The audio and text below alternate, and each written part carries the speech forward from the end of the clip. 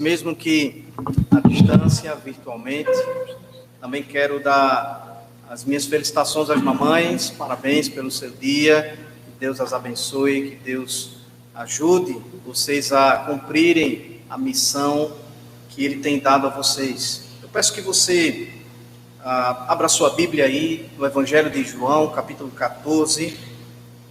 Evangelho de João, capítulo 14, nós vamos ler do versículo 1 ao 7, esses 7 versos nós vamos ler nesse instante.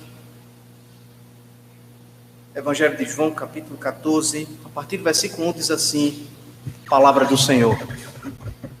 Não se turbe o vosso coração, credes em Deus, crede também em mim.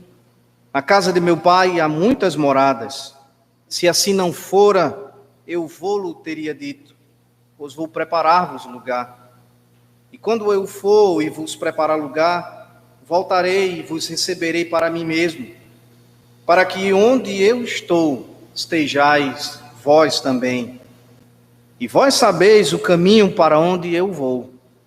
Disse-lhe Tomé, Senhor, não sabemos para onde vais. Como saber o caminho? Respondeu-lhe Jesus, eu sou o caminho e a verdade e a vida. Ninguém vem ao Pai senão por mim. Se vós me tivesses conhecido, conhecerias também a meu Pai. Desde agora o conheceis e o tendes visto. Vamos orar mais uma vez, agradecendo ao Senhor por sua palavra e pedindo a iluminação do seu Santo Espírito para que possamos compreender a exposição do texto. Senhor, nosso Deus e Pai, louvamos o teu santo nome. Te bendizemos, ó Deus, como fizemos há pouco com as canções, orações, com as leituras bíblicas que foram lidas aqui nesta noite. Te pedimos agora que o Senhor abra a nossa mente, abra o nosso coração, para receber não apenas o ensino, mas para que possamos ser alimentados também, Senhor. Que o Senhor nos dirija aos passos, que o Senhor nos conduza nesse momento de exposição da palavra, e que possamos, ó Deus, refletir acerca da crucificação e da vida do Senhor nas nossas vidas. Refletir acerca do Evangelho e o que esse Evangelho traz de consolo ao nosso coração. Nós assim te oramos, certos de que o Senhor está conosco. Em nome de Cristo Jesus. Amém. Amém. Meus irmãos, vocês estão aí em casa, nós estamos aqui no número muitíssimo reduzido, somos 7 comigo, incluso, mas você está em casa, no conforto do seu lar, e o título dessa mensagem é Lar Docilar. Isso porque nós meditaremos num texto crucial acerca do Evangelho do Senhor Jesus Cristo, da obra que Ele fez, o propósito pelo qual Ele veio a esse mundo, salvar aqueles que creem. O Senhor Jesus, nessa semana crucial, a semana em que Ele iria se entregar, Ele, diz o texto sagrado, no capítulo 12, Ele entra em Jerusalém, e então conhecido como a entrada triunfal de Jesus em Jerusalém. Ele é recebido com grande festa, e eu quero lembrar você que aquela era a semana do Halel, a semana da Páscoa judaica, e era chamada de Halel porque essa é uma palavra hebraica que significa louvado seja o Senhor. Esse período é um período de festa, é um período de cânticos, onde se canta os salmos, pelo menos do 113 a 118. E então a cidade de Jerusalém está nesse burburinho, nesse festejo. Essa era a principal festa judaica. Mas Jesus Cristo entra e, em meio àquela festa, em meio àqueles festejos, o seu coração mantinha o foco, o seu coração levava-o até a cruz. Estava para chegar aquele momento em que ele já havia falado anteriormente, já havia dito, por exemplo, em Mateus 16, quando ele fala aos seus discípulos que ele seria preso, seria então julgado pelos principais sacerdotes e então morreria e ressuscitaria ao terceiro dia. Os discípulos parecem estar meio que à parte disso. Eles não estão totalmente conscientes, de maneira que no capítulo 13 o Senhor Jesus traz alguns ensinamentos profundos, já se encaminhando para aquilo que ele queria dizer no capítulo 14, que vamos tratar nessa noite. Ele então ensina a respeito do amor, ele então cinge-se com uma toalha e lava os pés aos discípulos. É nessa mesma noite que o traidor é indicado, é nessa mesma ocasião que Pedro, o apóstolo impetuoso, também líder do colégio apostólico, diz que estaria com Jesus para o que der e viesse, diz que iria com Jesus, se possível, ou se precisasse, para a prisão, para a morte. E o Senhor Jesus então o adverte, dizendo que naquela noite ele o negaria 3 vezes. Diante desse contexto de festejos, mas de uma palavra grave, de palavras difíceis de digerir, que o Senhor Jesus está trazendo aos discípulos, ele então resolve consolar os seus amigos, os seus discípulos. Ele resolve, no meio disso tudo, trazer uma palavra de ânimo diante do que estava por vir. E então, quando chegamos aqui ao nosso texto, capítulo 14, e o Senhor Jesus inicia esse discurso, essa conversa, dizendo: não se turbe o vosso coração. Perceba bem, eu quero frisar bastante isso aqui. Em meio aos festejos, em meio a uma celebração, o coração dos discípulos agora está tomado de medo, de incerteza, de angústia. Pedro havia recebido aqui uma palavra de que ele negaria a Cristo por 3 vezes. Pedro não era isoladamente a figura da incredulidade aqui nesse momento, como também os demais apóstolos também se encontram sem perceber o todo, sem perceber o que Cristo estava por fazer. Ele então resolve consolar os seus discípulos. Qual é a melhor maneira que Jesus escolhe para consolar os seus discípulos amados? Ele então inicia uma conversa profunda, ordenando que os discípulos então não se preocupassem ou não se agitassem, não se preocupassem demasiadamente. E é isso que significa aqui quando o Senhor Jesus diz: não se turbe o vosso coração. E o que Jesus vai utilizar então para sustentar sua argumentação? O que é que ele vai dizer para que os discípulos então não tivessem o seu coração turbado, conturbado, diante então desse balde de água fria que eles recebem em meio aos festejos da Páscoa judaica? Jesus então começa a trazer alguns apontamentos que são importantíssimos para os discípulos, foram importantíssimos para os discípulos e são extremamente importantes para nós hoje, para você que está em casa, para os que estão aqui presentes, aqueles que me escutam nesse momento, seja você da Igreja Presbiteriana do Vasco da Gama, ou da Igreja Presbiteriana Redenção, ou você que nos acompanha de outra comunidade, de outra igreja, ou talvez até que não tenha uma comunidade na qual você está plantado. Jesus então vai dizer que crer no Senhor é o que traz consolo ao nosso coração. Essa é a primeira verdade que Jesus Cristo traz para a gente, e ele então faz uma revelação que não era novidade a essa altura, mas que aqui, queridos irmãos, no capítulo 14, ganha contornos mais definidos. Jesus vai defender a sua divindade. Ele já havia feito sinais e maravilhas, ele já havia proferido discursos, ele já havia feito isso de forma demonstrando o seu poder, mas sempre apontando para a sua obra final, a obra da salvação, a obra da redenção. Ele agora então, ele diz: creiam em Deus, creiam também em mim.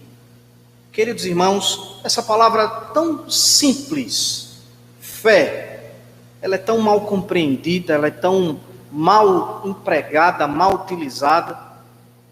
No nosso dia a dia, nós escutamos, por exemplo, as pessoas dizendo, precisamos fazer uma fezinha, e isso significa pegar todas as suas economias, ou parte delas, e investir em algo que, sabidamente, não traz lucro.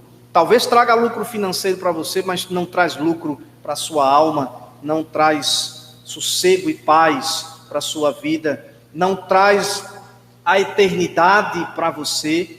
Pode talvez te tornar muito rico nesse mundo aqui, mas no mundo vindouro não vai te acrescentar em nada.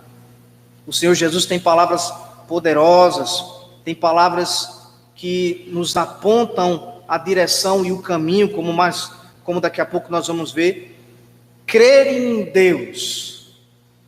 Deus é o anelo da nossa alma, e não o segredo. Não existe segredo no Evangelho, queridos irmãos. Não existem 10 passos para alcançar determinada coisa, não existem esse tipo de jogada de marketing no Evangelho. O Evangelho é a revelação de Jesus Cristo para mim e para você, e é por isso que temos fé, é por isso que cremos nele, porque está revelado, porque ele nos conhece, porque ele se achegou a cada um de nós, ele se deu por mim e por você, e por isso nós cremos, por causa do testemunho do Espírito Santo que habita em nós.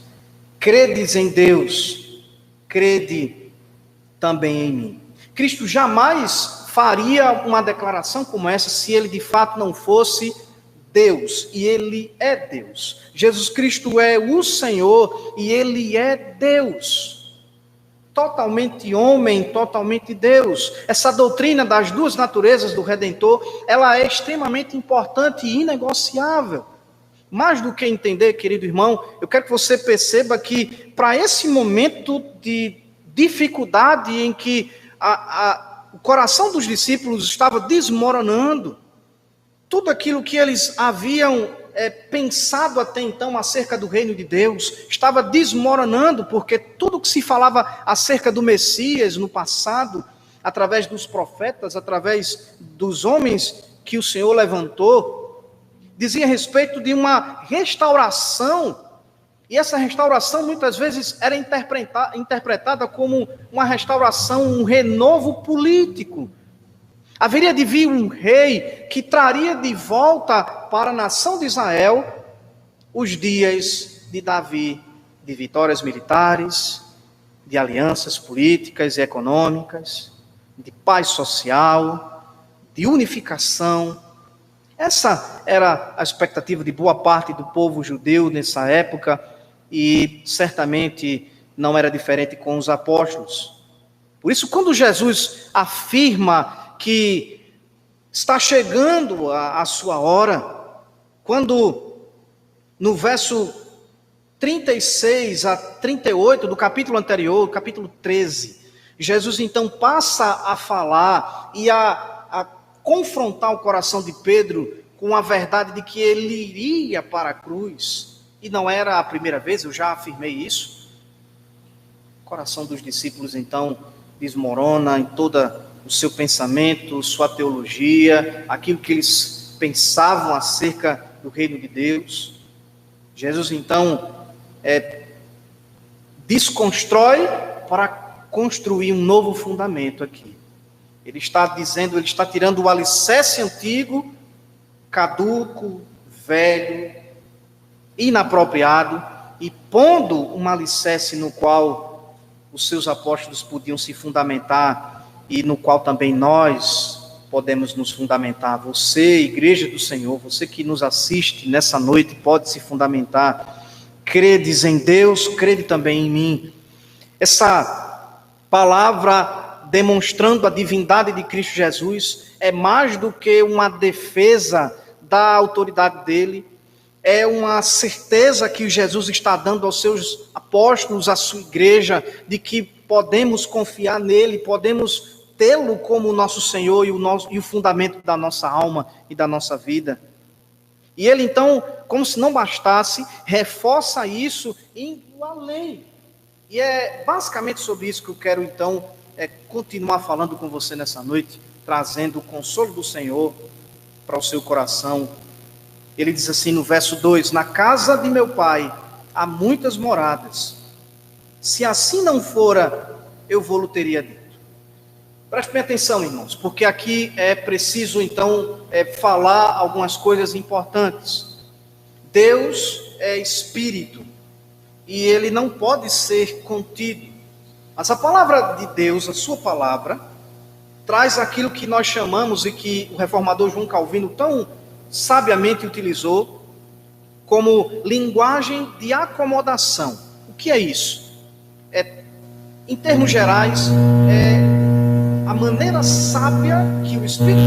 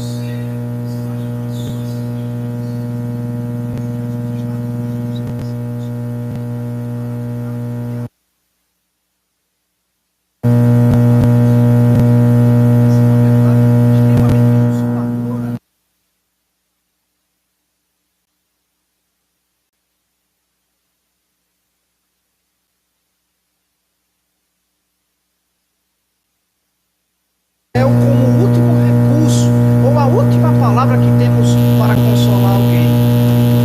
Parece que o céu se tornou tão distante que a gente diz assim, pelo menos descansou quando a gente encontra, quando a gente se depara com alguém muito querido, muito amado, que já não está mais entre nós. Então a gente lança a mão e fala com Deus assim: queridos irmãos, o céu é o nosso alvo. Estar com o Senhor eternamente, sem a presença do pecado, deve ser igual.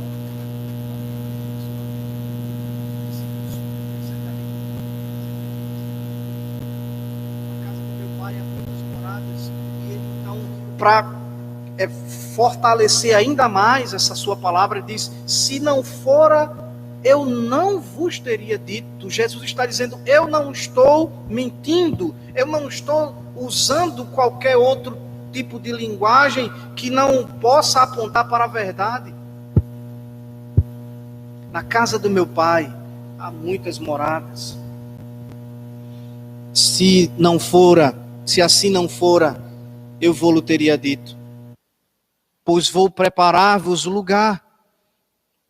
Que preciosidade ouvir isso do Senhor, como é bom poder ser conduzido no Senhor, diante de um consolo tão maravilhoso como esse. Qual é a imagem que você tem? Qual é a imagem que você tem quando você se depara com um texto como esse? Quando Jesus diz: pois vou preparar-vos lugar.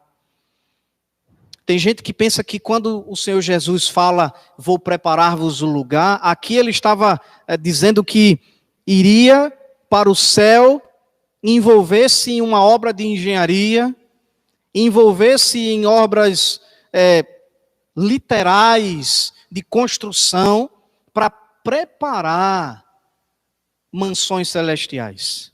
No imaginário cristão, eu diria até gospel, de forma equivocada, nós muitas vezes pensamos que Jesus está dizendo que vai preparar lugar, ele está afirmando que vai, então, construir algum lugar para a gente no céu.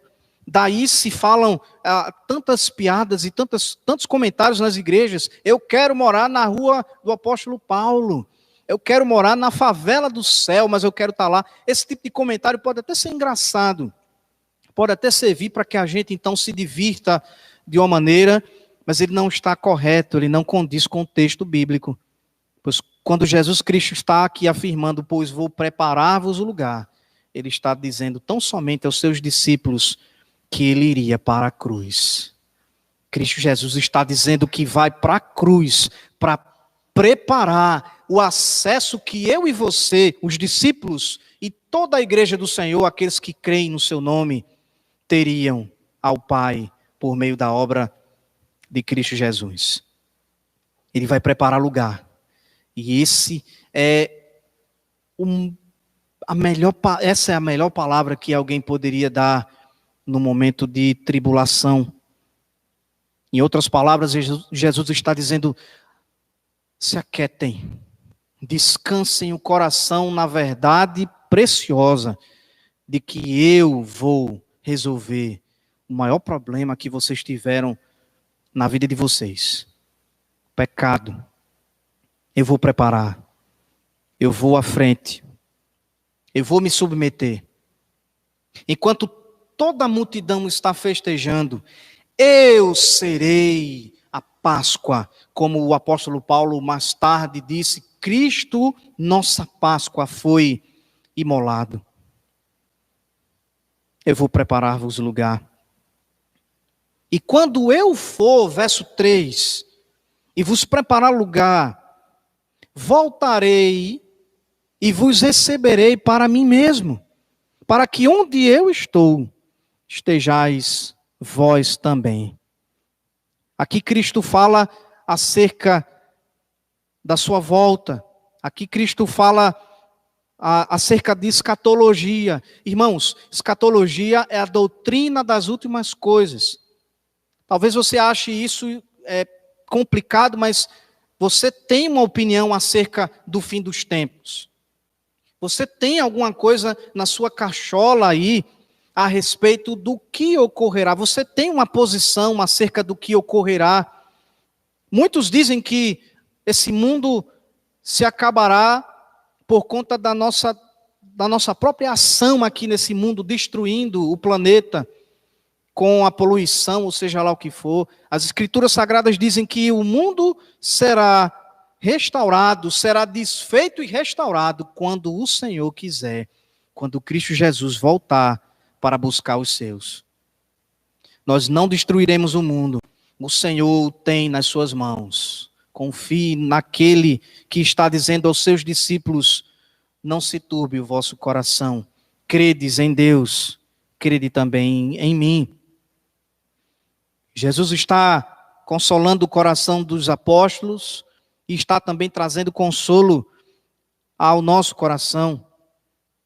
Ele está afirmando que vai preparar lugar, ele vai para a cruz, ele vai ressuscitar, ele vai ser assunto aos céus e ele voltará para buscar os seus. Essa estrutura que nós chamamos de consumação deve estar muito bem firmada, fundamentada no seu coração, querido irmão.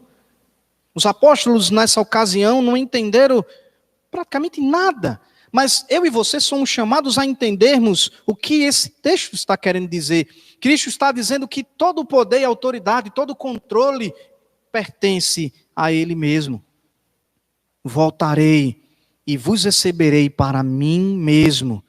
Essa comunhão plena com o Senhor, enfim, será restaurada. E agora Cristo, no verso 4, faz o que eu acredito e outros teólogos também acreditam, ser uma provocação. Aqui no verso 4, o Senhor Jesus diz: e vós sabeis o caminho para onde eu vou. Vós sabeis o caminho para onde eu vou. A resposta de Tomé parece depor contra aquilo que Jesus está dizendo. E de fato, o que Tomé diz no verso 5, e daqui a pouco nós vamos chegar lá, parece falar justamente ao contrário. Mas o que Cristo Jesus está dizendo é que tudo isso foi estabelecido antes mesmo da fundação do mundo. Tudo isso foi estabelecido pelo Evangelho que está sendo comunicado, que está sendo exposto, que se encarnou e é o próprio Cristo. Desde que Cristo, então, pisou nessa terra, tem anunciado que Ele é a esperança, Ele é a paz, Ele sim fará a obra de redenção. Cristo não veio para ser um milagreiro, aquele que iria fazer sinais e prodígios e apenas isso, mas todas as suas obras apontam para essa obra bendita e final. Vocês sabem o caminho. Vocês sabem o caminho. O Evangelho não é surpreendente para você que conhece as Escrituras Sagradas, mas deve ser surpreendente ao nosso coração pecador, que insiste em trazer incredulidade e trazer o temor para embaçar o nosso entendimento acerca da verdade. Disse-lhe Tomé: Senhor, não sabemos para onde vais. Como saber o caminho? Como saber o caminho? Eu não sei se você já teve a experiência de dirigir com um GPS num local onde absolutamente você não conhece. Você não sabe nem o nome da rua. Então você vai sendo guiado através das orientações do GPS, da moça que fala no seu celular, no seu smartphone ou no carro, no sistema do carro. E você sai guiado, mas receoso, porque você não conhece o lugar onde está indo. Isso acontece quando o nosso coração tenta sabotar a nossa fé. Isso acontece quando o coração de Tomé sabotava aquilo que ele sabia acerca de Cristo Jesus, porque por 3 anos ele havia caminhado com o Senhor Jesus. Essa é uma declaração que vai ser repercutida também na fala de Filipe, versículos à frente, nós não vamos tratar especificamente sobre ele. Mas no coração de Filipe também está quando ele diz: Senhor, mostra-nos o Pai, e isso basta. Parece uma palavra muito piedosa, mas o que Filipe está dizendo é confrontado por Jesus, quando ele diz: Filipe, há tanto tempo estou convosco, e vós dizeis, mostra-nos o Pai. Quem vê o Pai, vê a mim. Ele vai dizer isso aqui, quando após responder a Tomé, ele então finalizar essa parte que nós estamos meditando nessa noite. A resposta de Jesus é aquele texto conhecido nosso, clássico, mas que muitas vezes é esvaziado de significado porque a gente usa ele como se fosse um chaveiro. É tão comum que a gente nem nota mais. Verso 6, respondeu-lhe Jesus: eu sou o caminho e a verdade e a vida. Ninguém vem ao Pai senão por mim.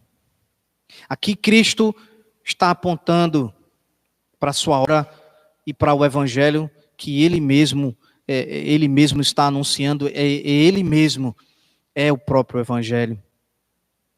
Eu sou o caminho. Se Tomé responde com incredulidade, se Tomé está redarguindo, dizendo que não conhece o caminho, é como alguém que está perdido, é como alguém que até sabe alguma direção, como alguém que tem as coordenadas de um GPS, mas não tem noção de quando chegar no local, ou de como chegará no local. Jesus, mais uma vez, então, apazigua o coração daqueles discípulos, dizendo: Eu sou o caminho. Eu sou o caminho. Não à toa, meus queridos irmãos, a Igreja do Senhor Jesus, nos seus primórdios, e isso é registrado em Atos dos Apóstolos, ficou conhecida como aqueles do caminho. Então as pessoas diziam, os do caminho esses do caminho estão transtornando o mundo. E só posteriormente ficamos conhecidos como cristãos. Mas éramos inicialmente conhecidos como os do caminho. Porque pertencemos a esse caminho. E porque nesse caminho não há mais retorno. Mas nesse caminho nós estamos voltando para casa. O lar docilar que Jesus preparou, não com pedra, com tijolo, com argamassa, com alvenaria, com armação, com alicerces, com decoração, com acabamento, mas preparou com o seu sangue, preparou com a sua morte, e morte de cruz, preparou com a sua obediência, preparou com a sua vida sendo derramada naquela cruz bendita e maldita. Eu sou o caminho e a verdade e a vida. E ninguém, preste bem atenção, irmãos, eu sei que você sabe disso. Talvez você que nos assiste não saiba, fique sabendo. Ninguém, absolutamente ninguém, pode pegar qualquer atalho que seja para se achegar e se reconciliar com o Pai. Essa sede que você tem no seu coração, esse coração pesado tal qual os dos discípulos que você talvez tenha, por causa do pecado, por causa da incredulidade, só vai ser sanada, só vai ser tratada com Cristo Jesus. E a partir do seu evangelho. O Senhor Jesus é a verdade e a vida. Jesus faz asseverações tão importantes e tão graves aqui. Ele já havia dito aqui no versículo 1 que ele e o Pai são um. Ele não disse com essas palavras, mas ele diz, credes em Deus, crede também em mim. Isso é verdade, irmãos. Vocês podem crer e se apoiar nisso. É o que Cristo Jesus está dizendo aos seus discípulos e a você nessa noite. Se vós me tivesses conhecido, conhecerias também a meu Pai. Desde agora o conheceis e o tendes visto. Essa declaração é para estremecer o coração de qualquer um. Se havia qualquer dúvida, e havia sim nesse momento. Se havia qualquer medo, e havia sim nesse momento. Ele deveria ser aplacado com essas palavras. Em outras palavras, Jesus está dizendo, da mesma forma que o Pai é adorado, da mesma forma que o Pai é o alvo das orações de vocês, da mesma maneira que o Pai é, então, consolo para a alma de vocês, eu também sou.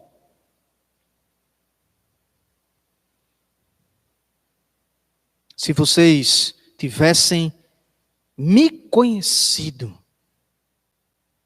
diz o Senhor,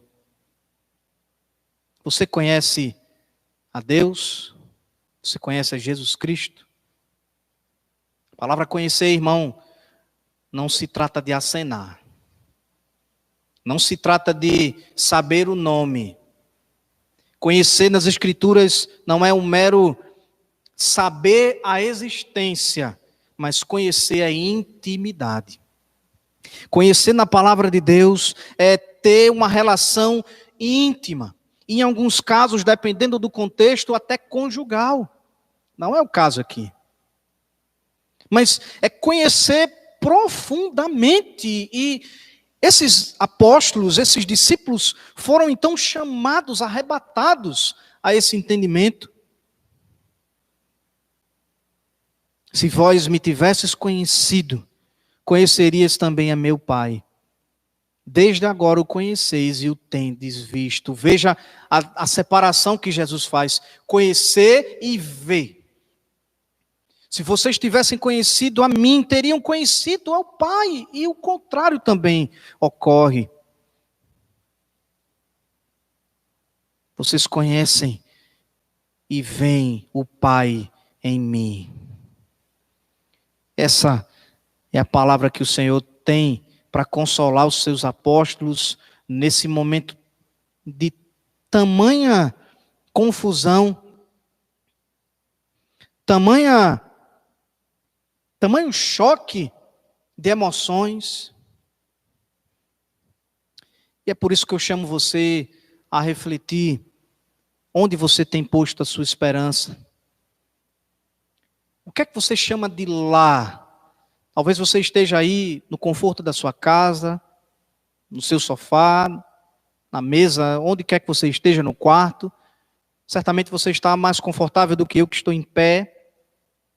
Mas qual é o seu conceito sobre um lar? Deixe-me dizer uma coisa, irmãos. Por mais abençoado que o seu lar seja, ele não se compara com o que foi feito por Cristo Jesus, com o lugar que foi preparado para que nós estejamos com o Senhor eternamente. E isso não pode ser um senão, isso não pode ser o último recurso para que a gente console o nosso coração. Isso deve ser o primeiro consolo, isso deve ser aquilo que move a gente. O conforto desse mundo não pode jamais se equiparar aos céus e não pode jamais ficar abaixo daquilo que as Escrituras Sagradas dizem o que é o céu. Irmão, o céu não é um lugar do qual nós, que somos o seu povo, o povo de Deus, nunca iremos.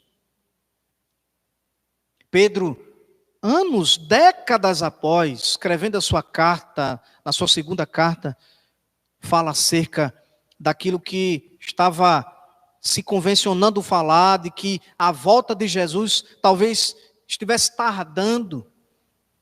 E Pedro então se dirige à igreja do Senhor dizendo que não tarda o Senhor na sua vinda.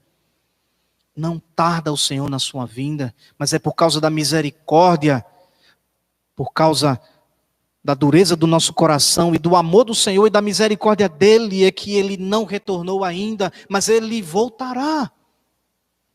Ele voltará para buscar a sua igreja.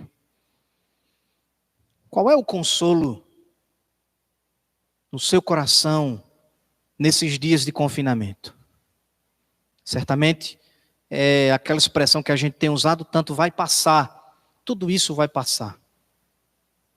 Eu e você não encontraríamos consolo algum se a gente não tivesse certeza e não confiasse, não pusesse o nosso coração no entendimento de que sim, isso vai passar.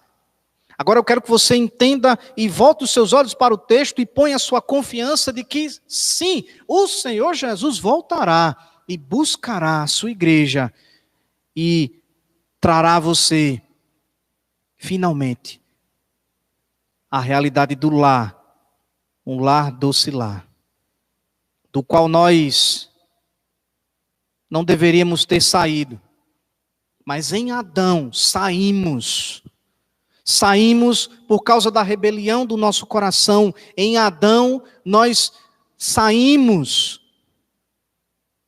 da presença do Senhor para vivermos a nossa vida autônoma, para vivermos a nossa vida desapegada do Senhor, para vivermos e construirmos estruturas, para termos os nossos apetites moldados agora pelo nosso próprio coração, ao invés de moldados pelo Senhor. Eu quero que você, querido irmão, reflita nessa noite acerca de que você está caminhando para onde? Essa é a pergunta que eu quero fazer a você. Se você conhece de fato o Senhor, você tem caminhado para o lar doce lar, você tem caminhado para o céu, e isso deve mover a sua vida. Mas se você não o conhece, mas desconhecer, se você não provou desse maravilhoso amor, você é convidado a conhecê-lo. Você é chamado pelo Evangelho a ter o seu coração restaurado e ter a eternidade plantada no seu coração, de maneira que você então faça como o apóstolo Paulo, quando se sentir turbado, quando se sentir então atribulado, você vai pensar nas coisas que são do alto, porque é lá que Cristo vive. É esse o consolo que Paulo dá aos filipenses. Era esse o consolo que o apóstolo Paulo tinha na prisão, quando abandonado por todos, tinha a Deus, tinha o Senhor ao seu lado, e então podia descansar.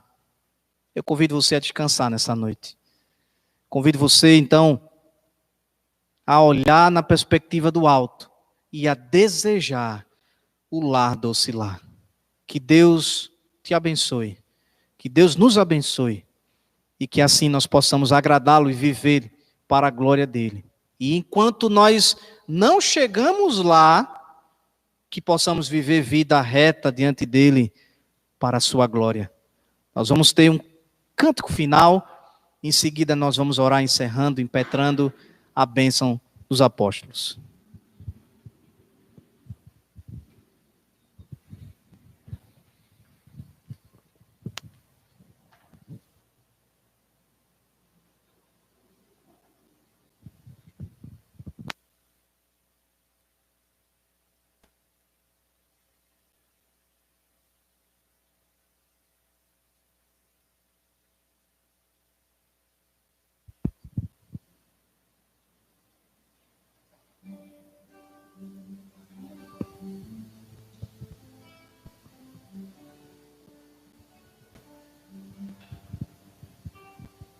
Finda-se este dia que meu Pai me deu, sombras vespertinas cobrem já o céu. Ó Jesus bendito, se comigo estás, eu não temo a noite, vou dormir em paz. Com pecados hoje eu te entristeci, mas perdão te peço por amor de ti. Sou pequeno e frágil, livra-me do mal, que em ti eu tenha proteção final. Guarda o marinheiro do violento mar, e ao que sofre dores queiras confortar. Ao tentado estende tua mão, Senhor, manda ao triste aflito o Consolador.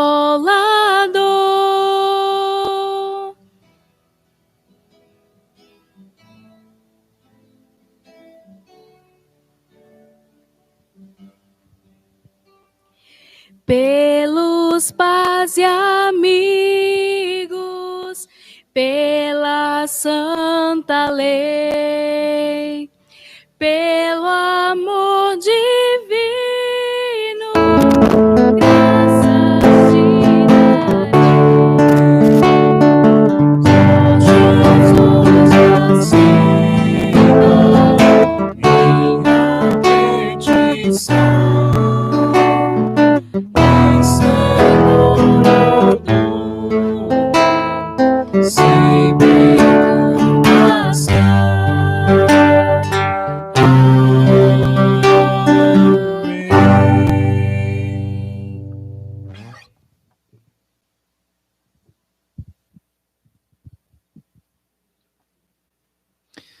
Amém, queridos irmãos, nós vamos orar.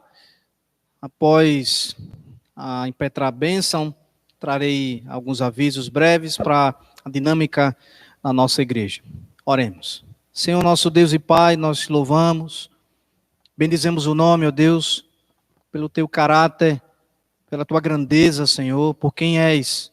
Obrigado, Deus amado, por ser um Deus tão bondoso, tão grandioso, e ainda assim ouvir a nossa oração, se achegar a cada um de nós a partir do sangue de Cristo Jesus. Obrigado, Senhor, pela redenção. Obrigado, Deus, por tamanha salvação. Que o Senhor nos abençoe, que o Senhor seja, ó Deus, o nosso alento, o nosso sustento. Que a verdade dos céus possa, ó Deus, alicerçar o nosso coração.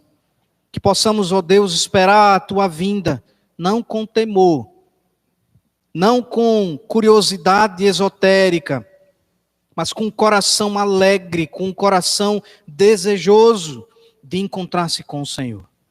Nós então, Senhor Deus, anelamos a tua vinda. Nós desejamos isso, Senhor Deus. Ó Pai, nós te oramos por todos aqueles que estão enfermos, por aqueles que estão, ó Deus, sofrendo nesse período de confinamento. Alivia as nossas dores. Ó Deus, sê com aqueles que estão enlutados, aqueles que perderam os seus entes queridos. Abraça-os, fortalece-os, consola-os, Senhor, para a glória do teu nome. Nós assim te oramos em nome de Cristo Jesus. E que a graça do nosso Senhor e Salvador Jesus Cristo, o amor de Deus, nosso eterno e bondoso Pai, a comunhão e as doces consolações do Espírito Santo desçam sobre vós e sobre todo o povo de Deus, hoje e para todos sempre. Amém. Amém. Meus irmãos, apenas 2 avisos. Teremos mais um cântico? Tríplice amém, perdão.